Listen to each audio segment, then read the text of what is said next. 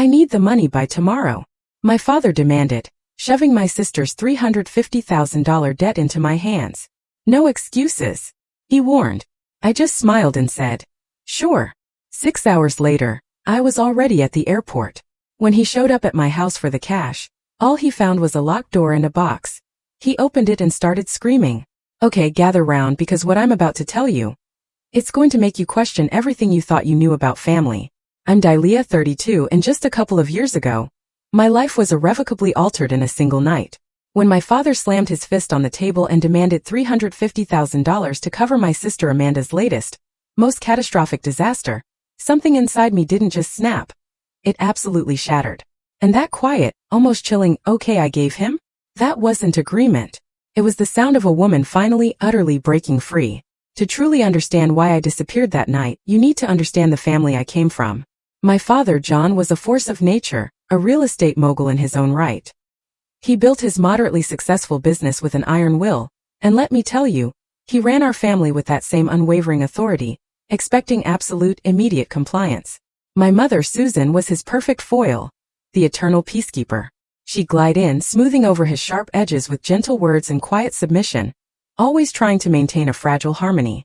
Then there was Amanda, my younger sister, 3 years my junior, and light years away from me in terms of responsibility.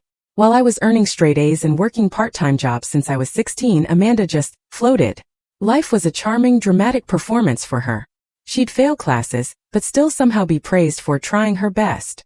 She'd crash cars and get a brand new one handed to her. Jobs? Oh, she'd quit the moment they became too stressful, always landing on her feet, usually cushioned by my parents' money. Amanda is more sensitive than you, Dalia, my mother would explain, her voice soft but firm, whenever I dared question the glaring double standard. You're the strong one. You can handle things. And I did. I handled working 30 hours a week while maintaining a 4.0 GPA. I handled applying for every single scholarship to pay for college myself, even though my parents were footing the entire bill for Amanda's fashion design degree, a whim she decided on one afternoon. My college years were a stark contrast to hers. I was juggling multiple jobs, interns, anything to build my future. Amanda? She was posting endless social media updates from parties, from spring break trips, while I lived in a cramped apartment with 3 roommates, pinching every penny. She had a cute downtown studio paid for by mom and dad. When I finally graduated with honors in finance, my parents showed up, of course. But they left early because Amanda had an emergency, which turned out to be a breakup with a boyfriend of 2 weeks. That stung. I meticulously built my career at an investment firm, starting as an analyst, working my way up to senior advisor through sheer grit and countless late nights. By 29, I had saved enough for a down payment on a modest but perfect 2-bedroom home.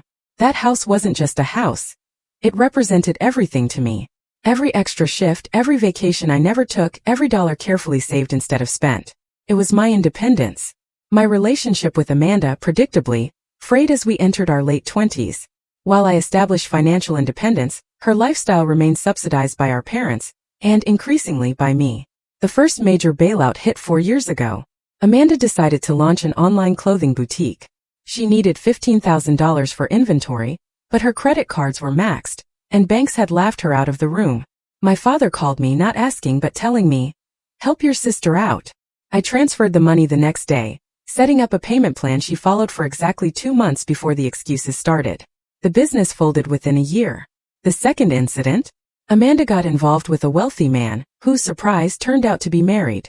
A messy public confrontation with his wife resulted in a lawsuit for property damage and emotional distress. $20,000 of my savings disappeared, just like that, to settle it quietly. The third time, only 6 months before the night, involved Amanda's extravagant apartment lease that she couldn't afford after quitting her job at a fashion magazine because her boss was totally toxic. Another $35,000 vanished, covering her lease termination, outstanding rent, and moving expenses. After that third bailout, I knew I had to draw a line. I had a serious conversation with my family. "This is the last time," I told them firmly during a tense dinner at my parents' house. "I love Amanda, but I cannot keep funding her mistakes. I have my own financial goals." My father, his voice laced with indignation, retorted, "And what could be more important than helping your sister?" His tone made it clear there was only one acceptable answer. "My future," I replied, my hands trembling slightly under the table. "I've been saving for years to take a sabbatical and travel. That money has a purpose. My mother, ever the placater, jumped in. Of course you deserve your trip, sweetheart. Amanda promises this is the last time she'll need help, right, Amanda? Amanda nodded tearfully, looking appropriately contrite. I swear, Dee, I'm going to get my act together. New job interviews lined up already. A part of me, the old hopeful part, wanted to believe her. I wanted to believe in the family fantasy, that we supported each other equally, that my sacrifices were appreciated, that things would eventually balance out. My life for once had been going so well. A promotion to senior investment advisor was on the horizon at work. I'd been dating Michael, an architect with kind eyes and a calm presence, for almost a year. But most importantly, my travel fund was nearly complete. 5 years of careful saving for a dream I'd held since college. A year of exploring the world, experiencing different cultures, and finally putting myself first. I had a detailed travel journal mapping out my itinerary: Thailand, Vietnam, Japan, then across Southeast Asia onto Europe. Every single detail lovingly planned. This was my reward for years of responsibility and hard work. Everything was falling into place. I should have known it was too good to last. The call came at 11:30 on a Tuesday night. I was reviewing client portfolios when my phone lit up with my father's name. Dalia. Family meeting tomorrow morning, 8 a.m. sharp at the house. He barked without preamble. Dad, I have client meetings all morning, I replied, feeling the familiar tension creep into my shoulders. Cancel them.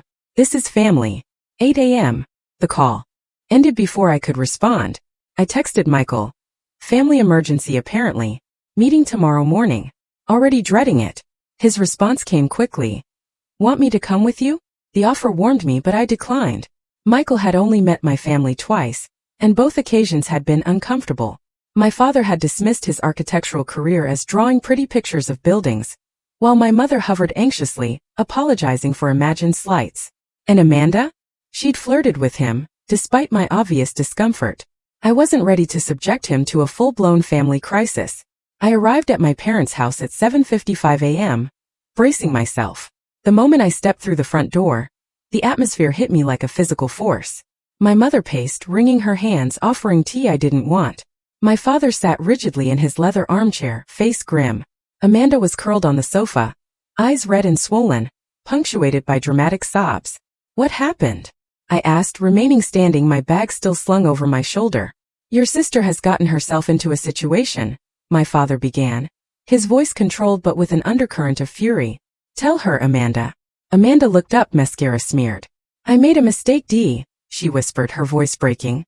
Just tell me what happened, I said, already feeling my bank account draining. The story emerged between Amanda's sobs and my father's impatient interruptions. Amanda had attempted to launch another boutique, this time a physical store in an upscale district. Denied conventional loans due to her history, she turned to what she called private investors. Loan sharks is what they were, charging exorbitant interest rates. $350,000, my father finally stated, looking directly at me. That is what she owes. And they want it within 2 days. The amount hit me like a physical blow. $350,000. Are you serious? What could possibly cost that much? Retail space renovation, premium inventory, marketing campaign, Amanda muttered. The interest built up quickly when I missed the first payment. These are not people you want to owe money to, my father continued. They have made threats. Legal action at minimum, but they implied worse. I looked at my mother, who was now wringing her hands. Why not go to the police if they're threatening her? And have Amanda's reputation ruined? Have our family name dragged through the mud? My mother exclaimed. Your father has worked decades to build his standing in this community. Of course, family reputation mattered more than actual safety, or, heaven forbid, Amanda facing consequences. I'm trying to liquidate some assets, my father continued. But most of my capital is tied up in developments that can't be easily converted to cash, especially not in 48 hours. My mother added, we would never ask if there was any other way, sweetie.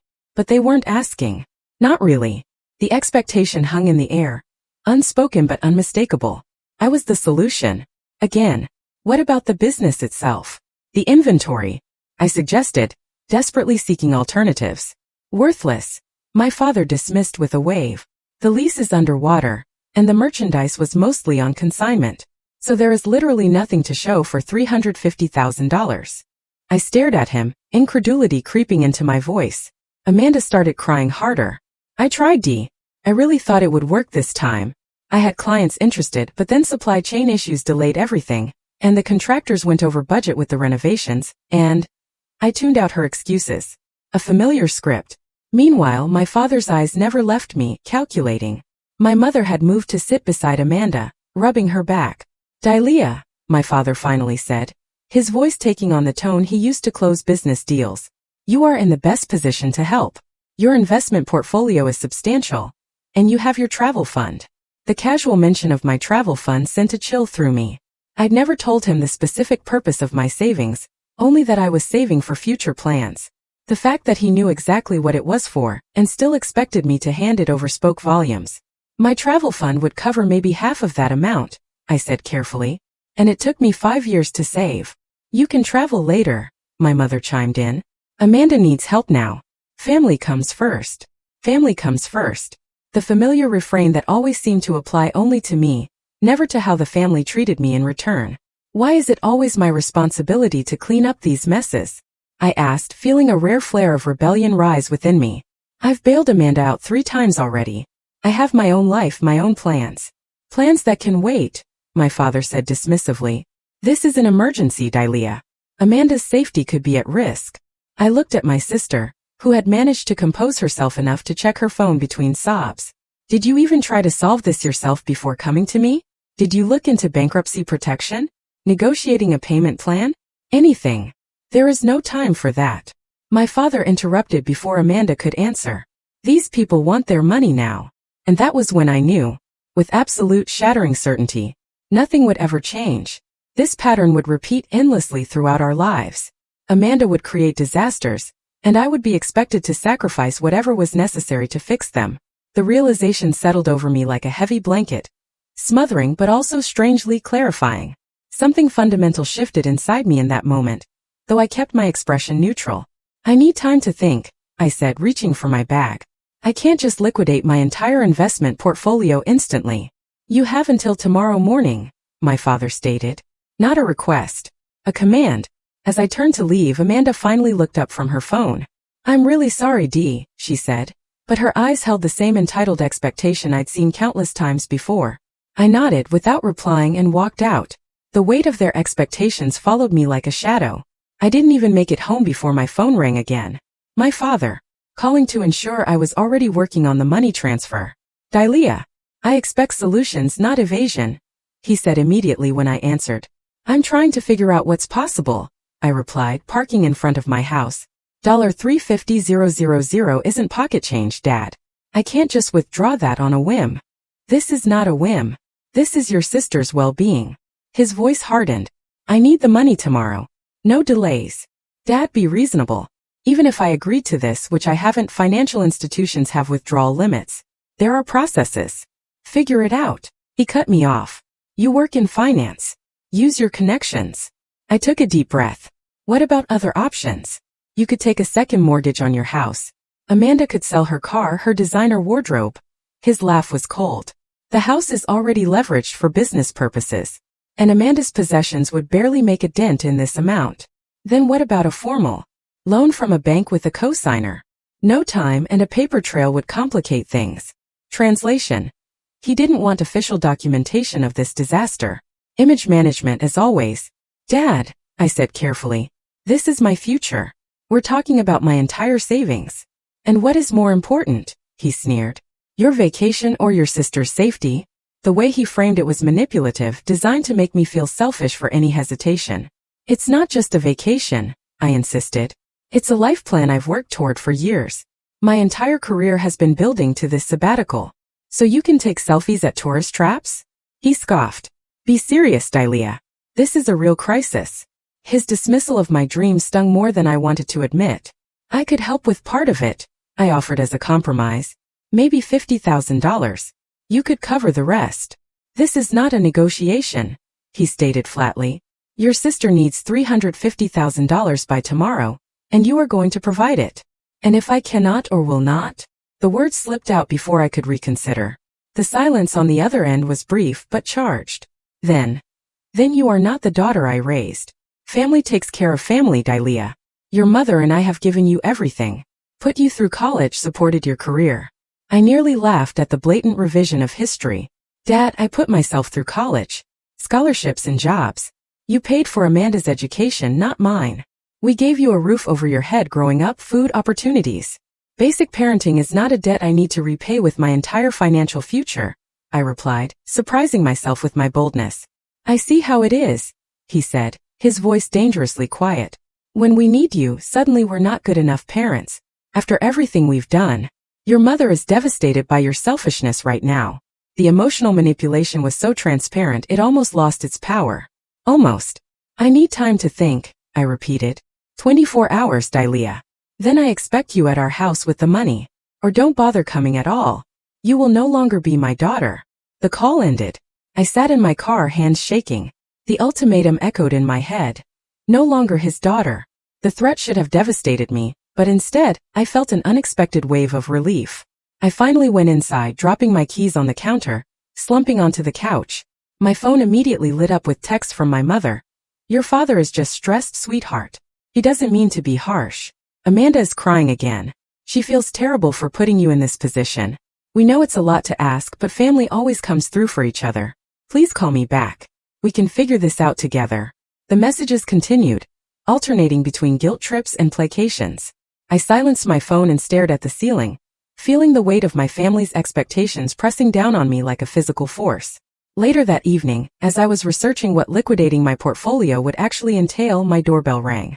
My father stood on the porch, his face set in determined lines. I thought we could discuss this like adults, he said, pushing past me into the house without waiting for an invitation. There's nothing to discuss, I replied, closing the door. You've made your position clear. He surveyed my living room with critical eyes before turning to face me. I want you to understand the severity of the situation. These people Amanda borrowed from are not playing games. I understand perfectly. Amanda made terrible decisions, and now expects everyone else to save her as always. His face flushed. You've always been jealous of your sister. The accusation was so absurd I actually laughed. Jealous of what? Her inability to hold a job? Her mounting debt? Her complete lack of responsibility? Of her spirit? Her creativity? The fact that she takes risks while you play everything safe? Those risks seem to be costing $350,000 at the moment, I pointed out. He waved a dismissive hand. Money can be replaced. Family cannot. Exactly my point. I agreed. Yet, you're willing to disown me over money. He stepped closer, his voice lowering. I need the money tomorrow. And no delays. I've already told these people we will have it. The presumption was staggering. He had guaranteed my money without even speaking to me first. You had no right to make promises on my behalf, I said, feeling a strange calm settle over me. I had every right. I'm your father. His control finally slipped. That does not give you ownership of my finances. It gives me the right to expect support in a family crisis. After everything we have done for you, this is how you repay us? With selfishness and arguments, when your sister could be in danger. I looked at this man, my father. I really looked at him, perhaps for the first time in my adult life. I saw not the imposing figure of my childhood, but someone smaller, someone who controlled through fear and obligation rather than respect and love. I'll think about it, I said quietly. Now please leave. I need to make some calculations. He stared at me for a long moment, then nodded stiffly. Tomorrow morning, Dalia. 9 a.m. at our house with the funds. Or don't bother coming at all. After he left, I sat in silence for nearly an hour, thoughts racing. Then with sudden clarity, I smiled and whispered to my empty living room. Okay. I didn't sleep that night. Not a single minute. Instead, I sat cross-legged on my bed with 5 years of travel journals spread around me. Detailed itineraries, language notes, cultural research, budgets carefully calculated and recalculated. 5 years of dreams meticulously documented. Tears fell occasionally as I flipped through the pages, but they weren't the desperate tears of someone trapped. They were mourning tears acknowledging what was ending, and what might be beginning. The wall opposite my bed featured a large world map with colorful pins marking my planned destinations. Thailand, Vietnam, Japan, Indonesia, continuing across continents. I had visualized this journey so many times, imagining myself growing, learning, discovering parts of myself that had never had space to emerge within the confines of my family's expectations. Around 3 a.m., staring at that map, something crystallized within me. A realization so clear it felt almost like a physical sensation. I did not owe them my future anymore. The constant weight of being the responsible one, the reliable one, the fixer. It had been so normalized I had never fully questioned it. But now, faced with the demand to sacrifice everything I had worked for, the absurdity of the pattern became impossible to ignore. Amanda would never change as long as she was shielded from consequences. My parents would never see me as anything but a resource as long as I allowed it. This cycle would repeat forever unless someone broke it. That someone would have to be me. The plan formed with surprising speed and clarity. Not just an emotional reaction but a strategic decision. I would not give them the money. I would not show up for the 9 a.m. ultimatum. I would not continue to participate in this dysfunction. I would disappear. Not forever, not burning every bridge, but long enough to establish boundaries that had never before existed in my family. I would take the journey I had planned starting immediately, rather than waiting for the original departure date 3 months from now. A curious calm settled over me once the decision was made. I showered, made coffee, and began making lists with methodical precision. What to pack, what to store, bills to prepay, people to notify. At 7 a.m. I called Michael.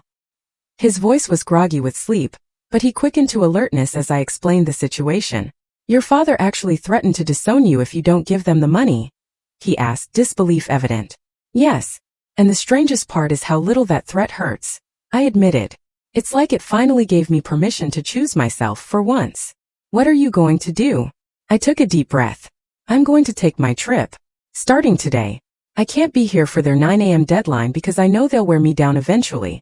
I need to be gone.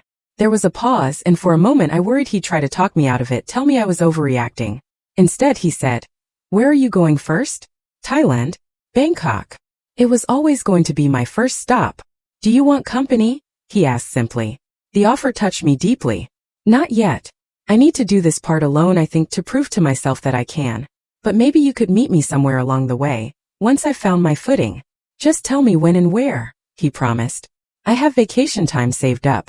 And Ilea, I'm proud of you. This is incredibly brave. His support brought fresh tears to my eyes. Thank you. That means everything right now. After we hung up, I moved with renewed purpose. I called my boss, explained I needed emergency personal leave, and was relieved when she was understanding. I'd always been a valuable employee, never taking sick days, working holidays. She agreed to 3 months of unpaid leave with the possibility of extension. Next, I went to the bank and withdrew a significant portion of my savings, enough for extended travel, but leaving some invested for eventual return. I wasn't burning every bridge, just creating necessary distance. I booked a one-way ticket to Bangkok, departing that evening. The travel agent found me a last-minute seat, and the confirmation email brought both terror and exhilaration. I paid 6 months of rent in advance on my house, arranged for a neighbor to collect mail, and packed only what would fit in a backpack and small suitcase. The essentials, the irreplaceables, photos, my journal, a few sentimental items. Everything else could be replaced or done without. The final task was perhaps the most important. I found a decorative box I'd received as a gift years ago, lined it with tissue paper, and began filling it with documentation. A ledger of every loan I had given Amanda over the years, totaling nearly $70,000. Copies of emails and texts promising repayment that never materialized. A collection of IOUs written in her handwriting that she likely didn't even remember signing. Then I wrote a letter. It took 3 attempts to get the tone right. Not angry but clear, not vindictive but honest. I explained why I could not continue in the role assigned to me. I expressed love despite the necessary separation. I documented the pattern of exploitation without accusation. I did not reveal my destination but left open the possibility of future contact once boundaries were established. I signed it simply, Dilea, rather than the usual love Dilea, that had ended every communication with my family since childhood. A small but significant shift. The box was wrapped carefully with a simple ribbon. A final gift to a family that had demanded so many. I placed my spare house key on top. At 4 p.m. my phone rang again. My father. I expect to see you at 9 a.m. with the money, he stated without greeting. I took a deep breath and replied with perfect calm. Okay. I could hear the surprise in his momentary silence, followed by satisfaction. Good. Your mother will make breakfast. Sounds nice, I said, my voice betraying nothing of my plans. After hanging up, I immediately turned off my phone, removed the SIM card, and slid both into a drawer. I'd get a new phone, new number in Thailand. A clean break. The taxi arrived at 5. I looked back at my house one last time, feeling a complex mix of emotions. Sadness certainly. Fear absolutely. But overwhelmingly, underneath it all, a sense of liberation so powerful it was almost dizzying. In the taxi, I allowed myself a small smile. For the first time in my adult life, I had chosen myself. The morning light cast long shadows across my living room as I made my final preparations. I'd stayed awake through the night, moving with the strange clarity that comes from exhaustion combined with absolute conviction. Each item I packed had been carefully considered, each document secured, each loose end tied up as neatly as possible. I'd converted some of my withdrawn savings to traveler's checks and prepaid international cards, leaving the rest in various global accounts. Enough to sustain me for at least a year abroad, living modestly but comfortably as I had planned. The practical arrangements had been surprisingly simple. 6 months of rent paid in advance to my landlord, who seemed confused but pleased. Utilities set to automatic payment. My few plants given to neighbors. Mail forwarding arranged. I packed light. 2 weeks of versatile clothing, essential toiletries, important documents secured in waterproof pouches, first aid supplies, and my most treasured possessions. A small box of photos and the journals detailing my travel plans. Everything fit into one backpack and a small rolling suitcase, exactly as I had planned during years of reading travel blogs and minimalist packing guides. What remained was the gift for my family, the box I had prepared. I placed it on the coffee table, centering it perfectly, the house key gleaming on top. Inside was the documentation of years of financial support given to Amanda, the broken promises of repayment, and my letter explaining my decision. The letter had been the most difficult part. How to express years of complex emotions without sounding bitter. How to establish boundaries without severing ties completely. I had rewritten it multiple times, finally settling on a version that felt true to my feelings while still leaving room for possible reconciliation someday, on healthier terms. It began with simple facts. I have given Amanda $73,426 over the past 5 years. I have received $2,100 in repayment. I have been told each time that it would be the last time my help would be needed. I cannot and will not provide $350,000 to cover this latest crisis. The middle sections detailed the pattern of family dynamics, my repeated attempts to establish boundaries, and the consistent dismissal of my own needs and goals. It concluded with my decision. I am taking the journey I have planned for 5 years. I need time away from this pattern that hurts all of us in different ways. Amanda needs to face consequences to grow. You need to recognize that protecting her from those consequences has only enabled destructive behavior. I need to discover who I am outside the role of family fixer. I love you, but I cannot continue like this. I will be in touch when I am ready.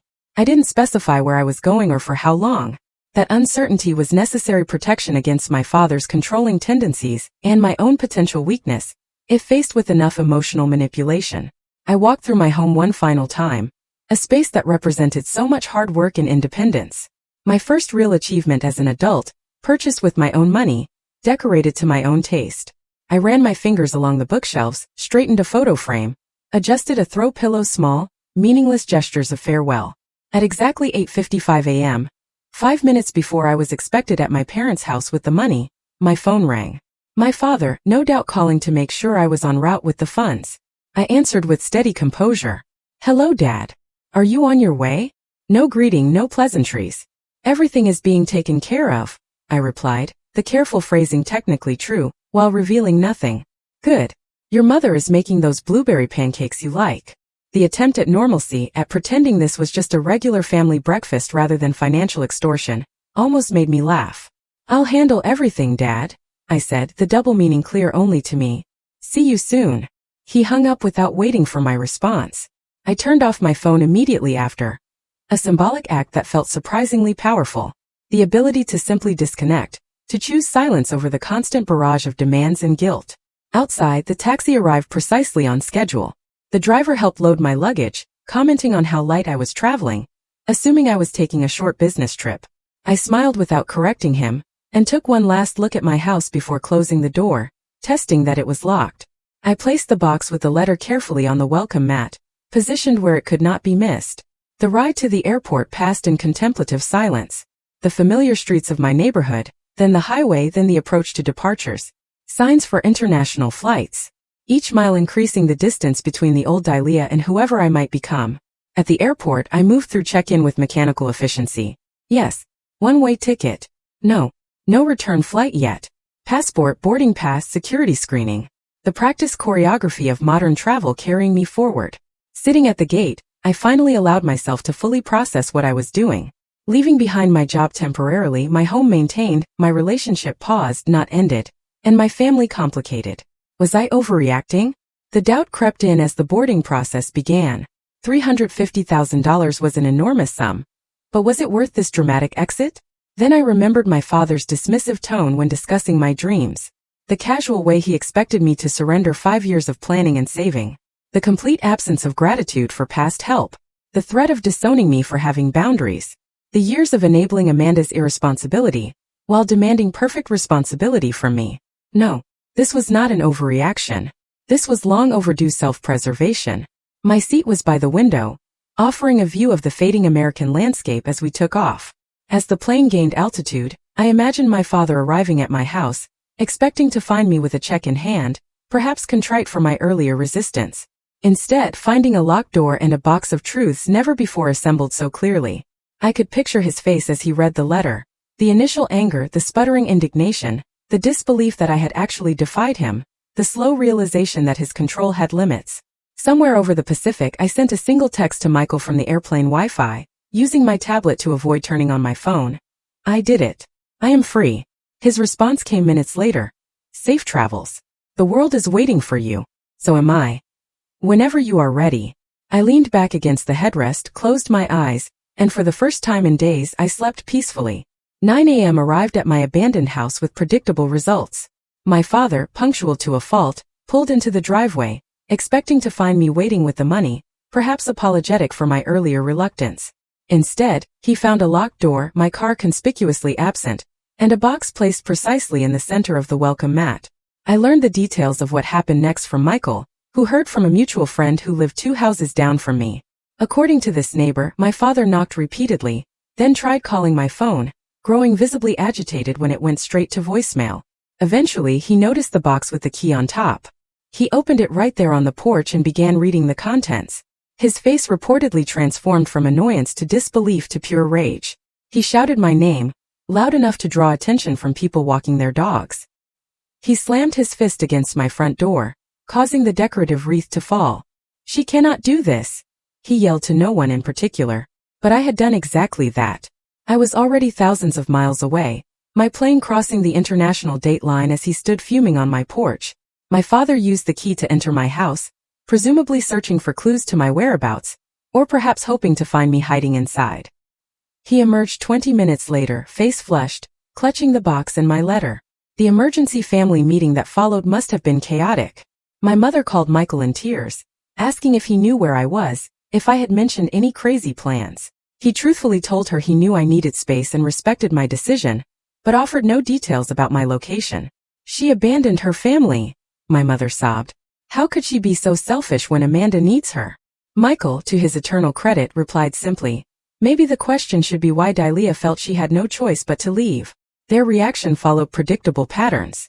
My father raged, threatened to report me missing to the police, though as a 32-year-old adult who had left a clear explanation, there was nothing to report.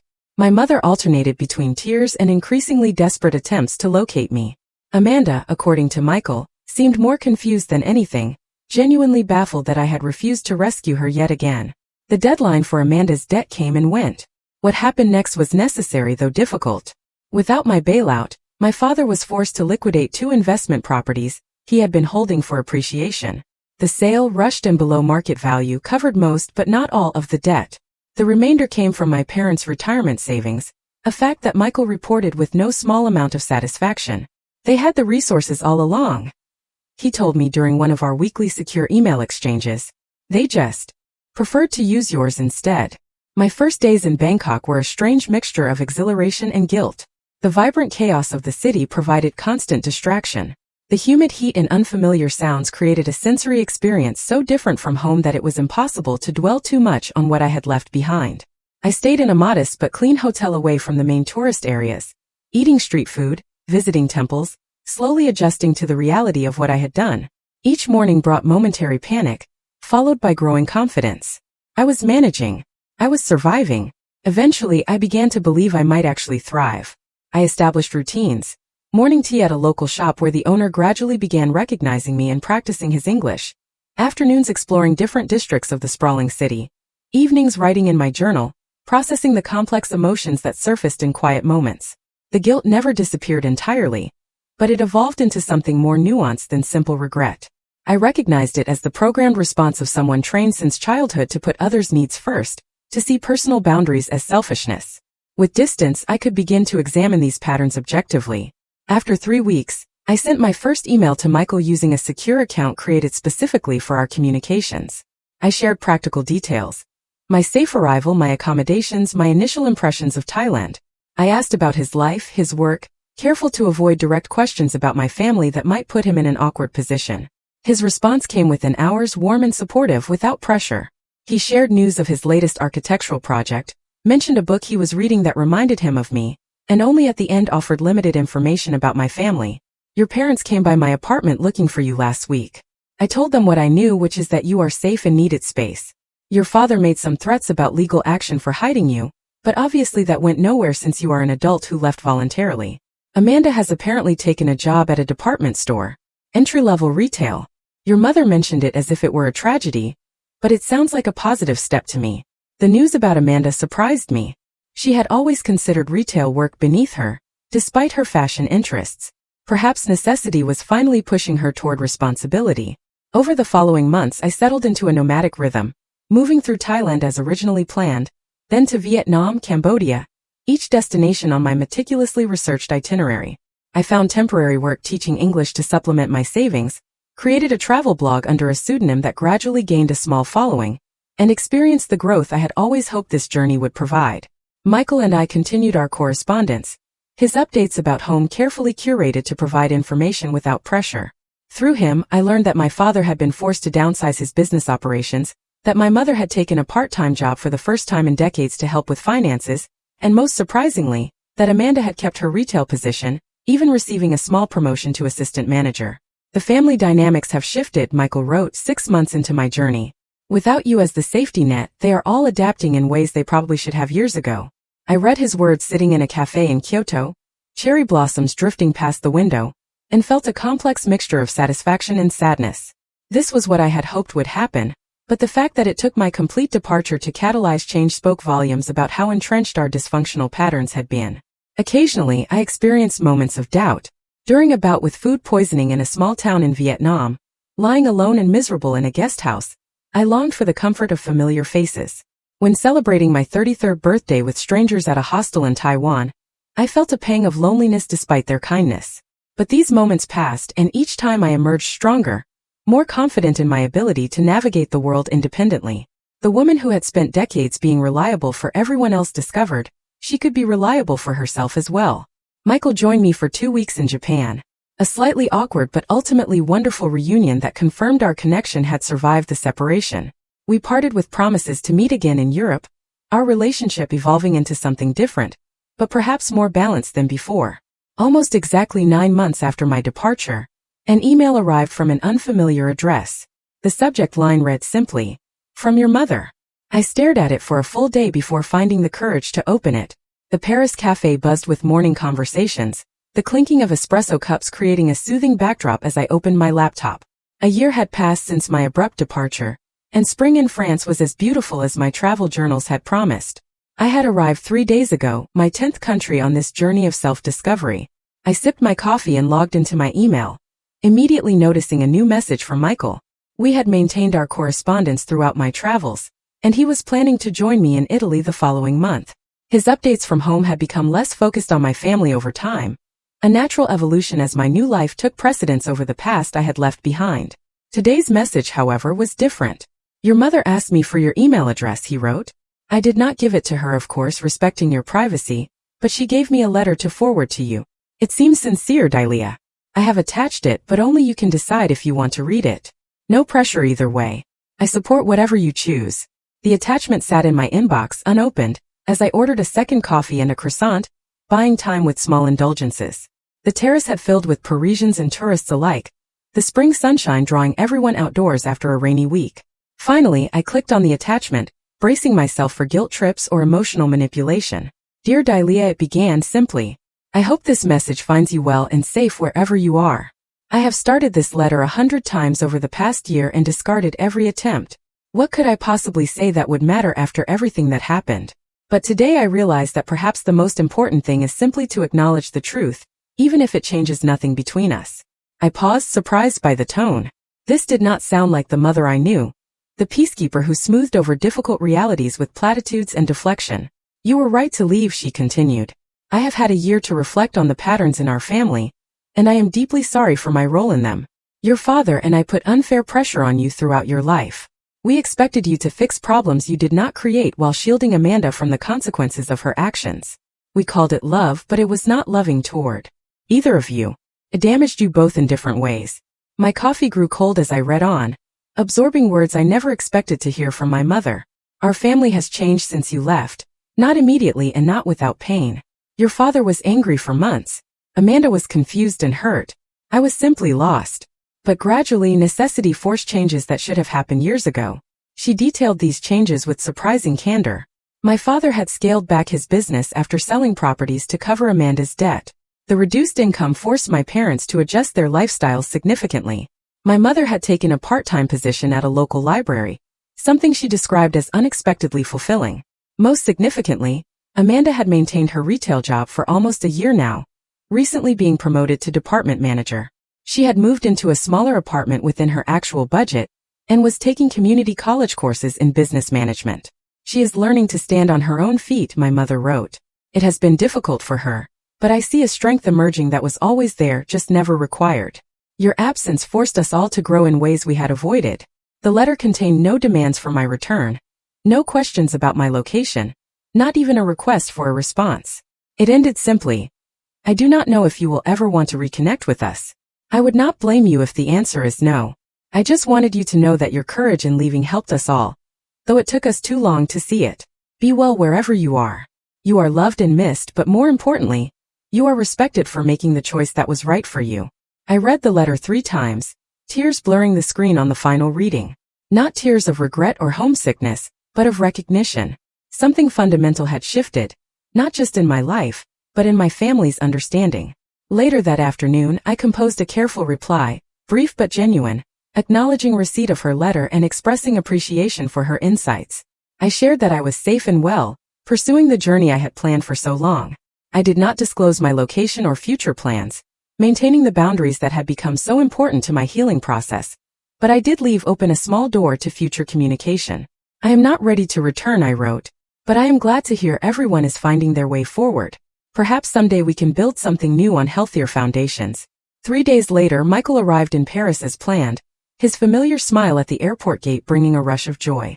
We spent the afternoon at a sidewalk cafe near Notre Dame, catching up on the months since we had last seen each other in person. Your mother showed me her letter before I forwarded it, he admitted over wine and cheese. Hope that was okay. I wanted to make sure it wouldn't hurt you. It was surprisingly healing, I replied. For the first time she actually saw me. Not as a resource or a solution, but as a person with my own needs and boundaries. People can change when they have to, Michael observed, though it usually takes something dramatic to break established patterns. Exactly. Like disappearing overnight, I said with a small smile. We spent 2 weeks together in Paris, then traveled south to the French Riviera. Our relationship had evolved into something stronger during my time away, the foundation shifting from proximity and convenience to genuine choice and deliberate connection. As we watched the Mediterranean sunset one evening, Michael asked the question that had been hovering unspoken. Do you ever think about going back? Not to the old situation, but to see the changes for yourself. I considered carefully before answering. Sometimes. Not out of obligation anymore, but curiosity. To see these new versions of my family, to determine if the changes are genuine and sustainable. And if they are, then perhaps we could build new relationships, adult to adult, with respect and boundaries. But I'm not ready yet. You'll know when you are, he said simply, his hand finding mine on the weathered wood of the boardwalk railing. The journey I had planned for a year extended to 15 months as I continued exploring Europe, occasionally joined by Michael during his vacation time. My remote work teaching English online provided sufficient income to supplement my savings, and my travel blog had developed a modest following that occasionally led to free accommodations in exchange for reviews. Throughout this time, I maintained sparse but civil communication with my mother via email. Basic life updates, no deep emotional exchanges, but no hostility either. A tentative rebuilding of trust through consistently respected boundaries. The lessons of my journey crystallized over time, becoming clearer with distance and perspective. First, that healthy boundaries are not selfish but essential. The constant sacrifice of self for others creates not harmony, but dysfunction. True family support should be reciprocal and respectful, not one-sided extraction. Second, that sometimes love means walking away. My departure, though painful, ultimately catalyzed positive change for everyone involved. Had I stayed and continued enabling the established patterns, we all would have remained trapped in our respective roles. Third, that self-care is not an indulgence but a necessity. The years I spent putting myself last had not made me a better daughter or sister, but a depleted person, increasingly resentful of the very people I was trying to help. Fourth, that healing sometimes requires radical change. The journey I took physically mirrored the internal distance I needed to establish, creating space to rediscover myself outside the confines of family expectations. Finally, that forgiveness does not require forgetting. I could acknowledge the positive changes in my family, without erasing the history that necessitated my departure. Reconciliation, if it happened, would be based on new foundations, not pretending the past had not occurred. 18 months after my abrupt departure, I received a wedding invitation via email. Amanda was getting married to a man she had met at her community college, described by my mother as stable, kind, and financially responsible, in what seemed a deliberate contrast to her previous relationships. The invitation represented a test of sorts. Could I return for a brief visit, maintaining my boundaries while acknowledging the growth that had occurred? Was I strong enough to engage with my family on new terms, without slipping back into old patterns? I haven't yet decided if I will attend. The woman who fled in the night would have declined automatically, too afraid of being pulled back into the vortex of family obligation. But the woman I am becoming? She just might be strong enough to visit briefly, to observe the changes firsthand, to participate without being consumed. Either decision will be made from a position of strength rather than fear, a choice rather than an obligation. And that, my friends, is perhaps the most valuable gift I gave myself when I disappeared that night. The freedom to choose based on my own needs. I'm not the family fixer anymore. I'm just Dilea choosing her own path.